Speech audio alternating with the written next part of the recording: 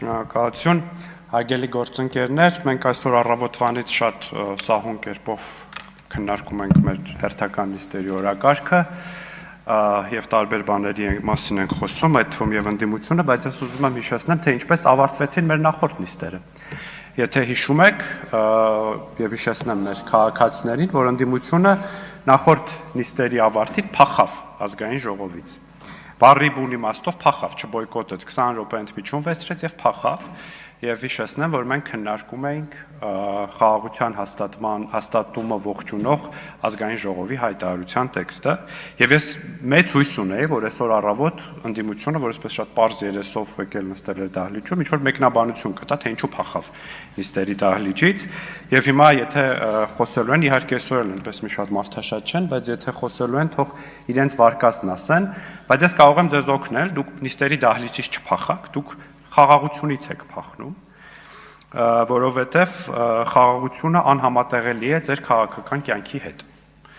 որովհետև դա ձեր միջավայրը չէ, ձեր միջավայրը կոնֆլիկտն է, որովհետև եթե մի փոքր հույս կա, որ դուք կարող եք գաք իշխանության կամ նույնիսկ ընդդիմություն դառնալ, դա կոնֆլիկտի միջավայրն է, կոնֆլիկտի միջավայրում դուք առավել հաջող կարող եք կաշառակերությամբ զբաղվել, եւ բայց խաղաղությունը ցավոք սրտի ձեզ համար ինստիտուցիոնալանում է եւ գործընկերս արդեն նշեց այսօրվա լուրի մասին, որ Ադրբեջանի տարածքով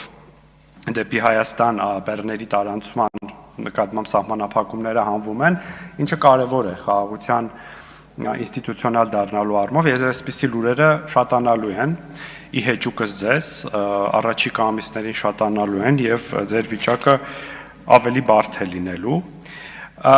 բայց ես ձեզ համար լավ լուր ունեմ, եթե մի 6-7 ամիս դիմանաք, ես կարծում եմ Հայաստանի ժողովուրդը ձեզ կազատի այս տառապանքներից եւ դուք ստիպված չեք լինի